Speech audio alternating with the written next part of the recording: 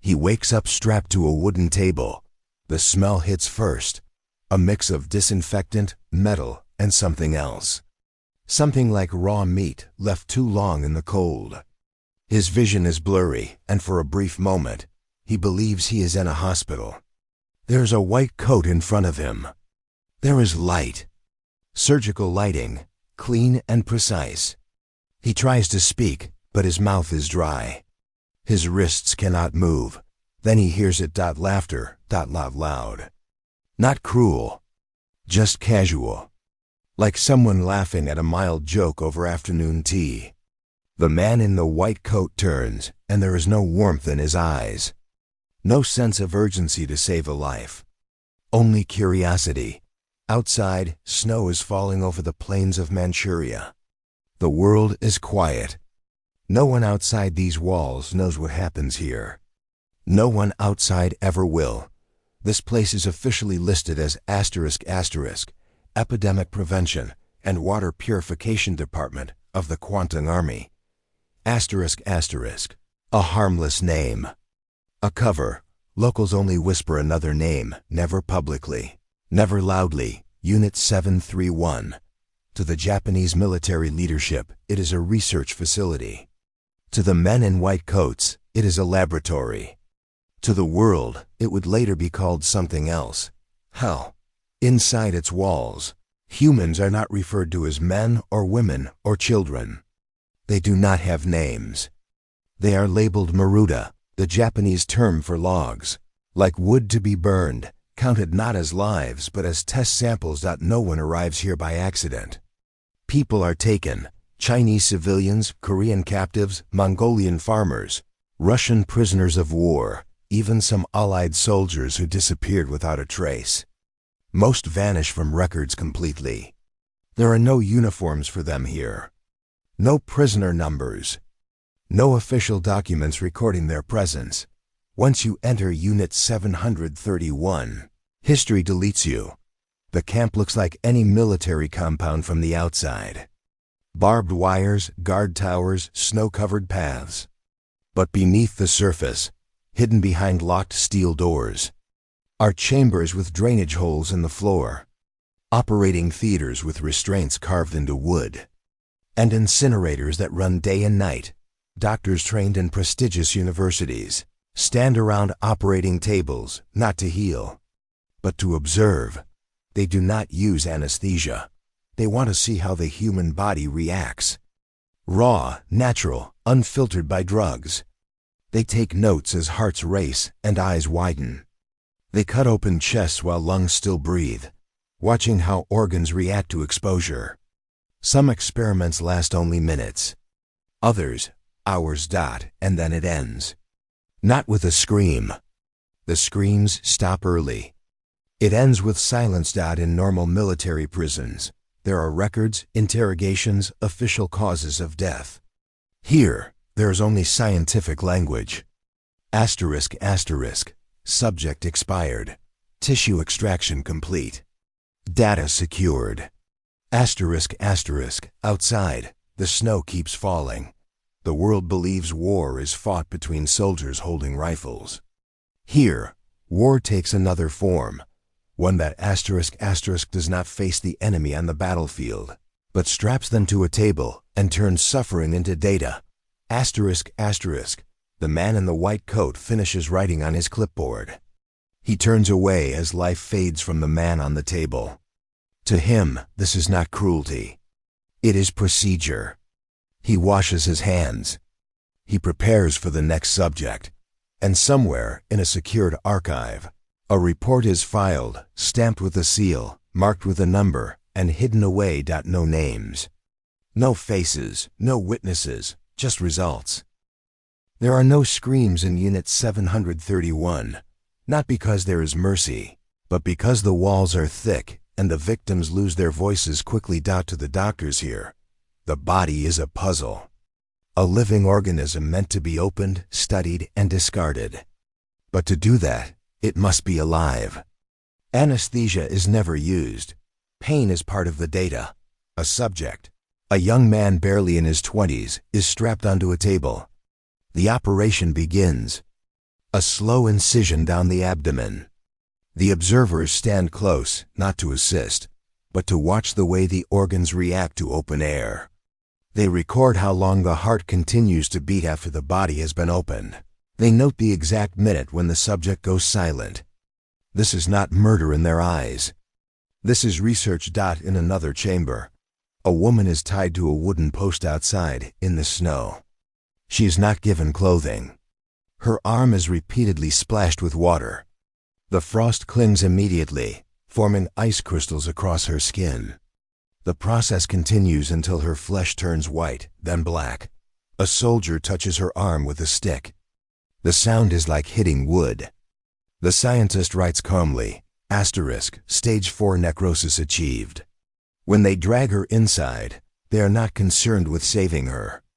They want to see what happens to frozen tissue once it thaws. Another room. A glass container, sealed tight.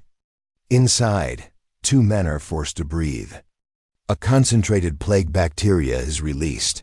They cough violently. Their faces swell. Blood begins to pour from their eyes. The doctors do not look shocked. They write the progression in their reports. Time of infection, first visible symptom. Time of lung failure. Once it is done, the room is flushed with gas. The next subjects are brought in.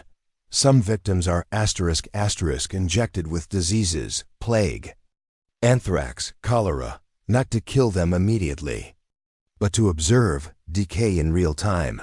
The doctors open their bodies at different stages of infection, cutting into them while the heart still beats to document how bacteria spread through organs. In another section of the facility, pregnant women are brought in. Their pregnancy was not natural. They were deliberately impregnated by soldiers so researchers could track how diseases transfer from mother to fetus. The procedure is not noted as a crime.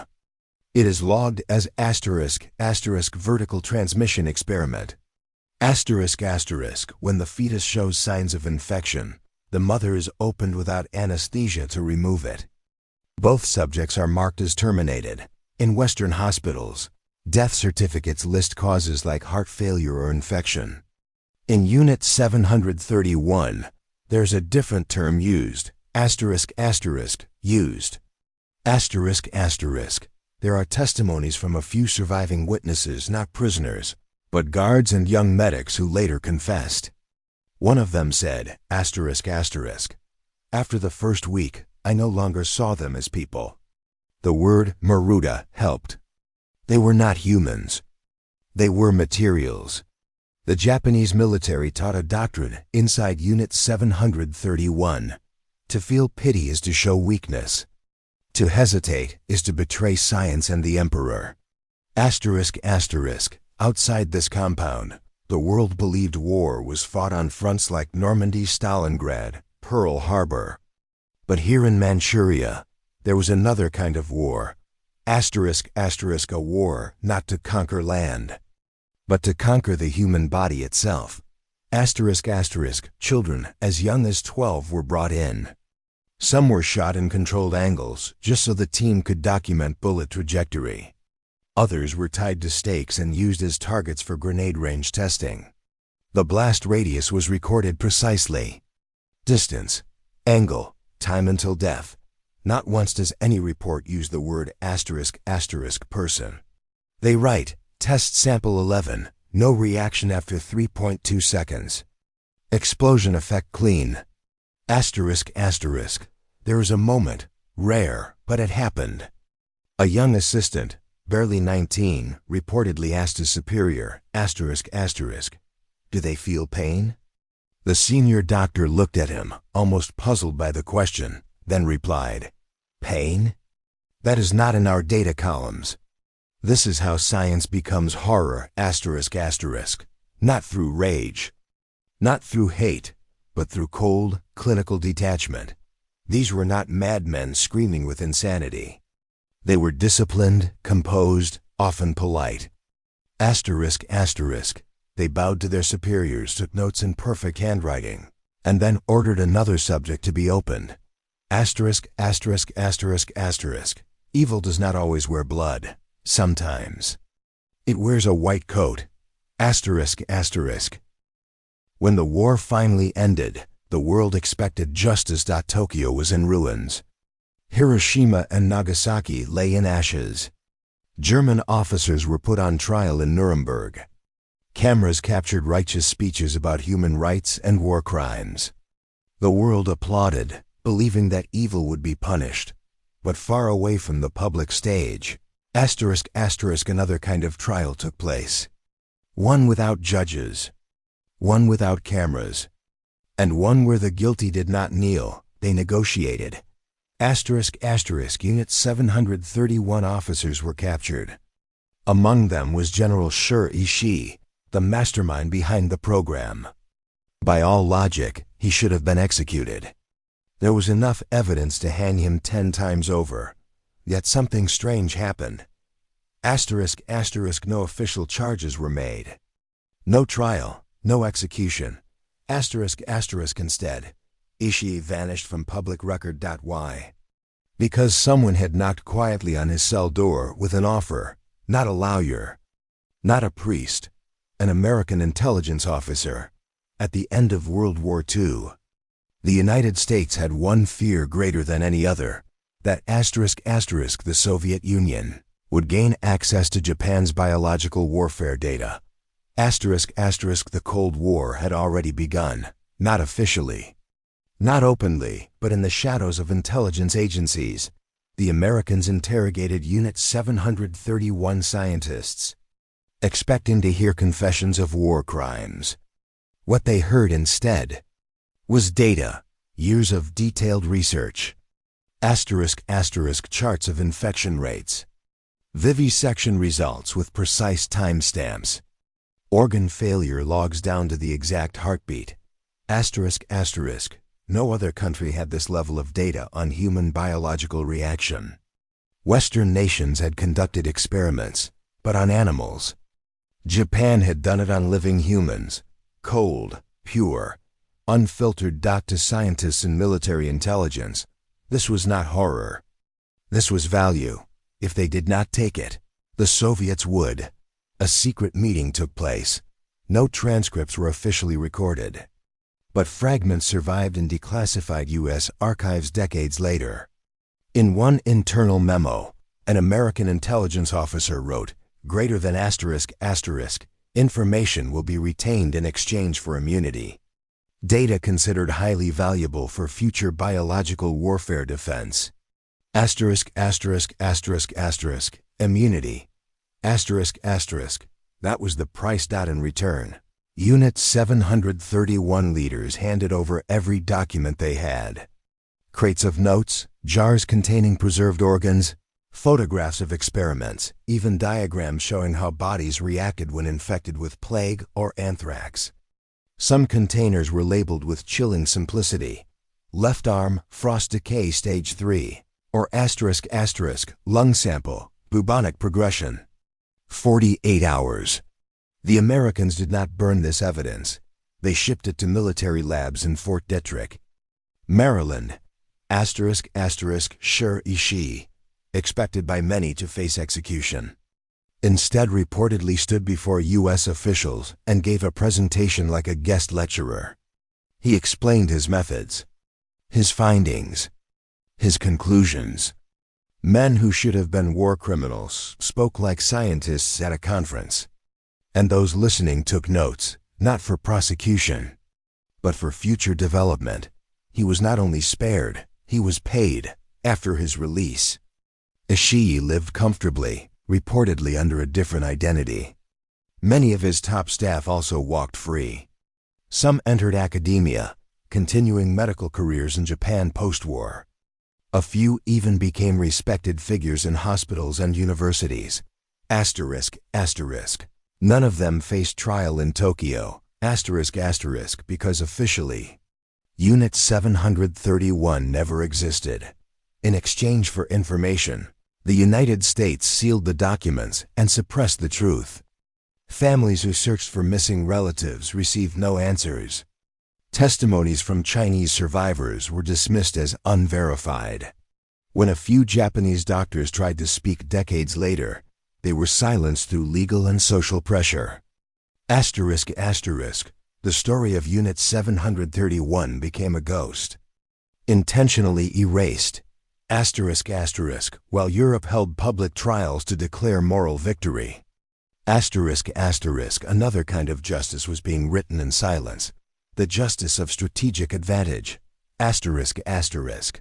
There is a phrase whispered in some historical circles. Asterisk asterisk. Science won. Humanity lost. Asterisk asterisk. The Soviet Union also captured a few surviving facilities and scientists. Some were taken to secret research centers.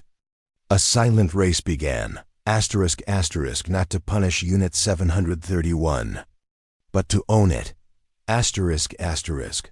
When the Cold War escalated, both sides invested heavily in biological warfare programs.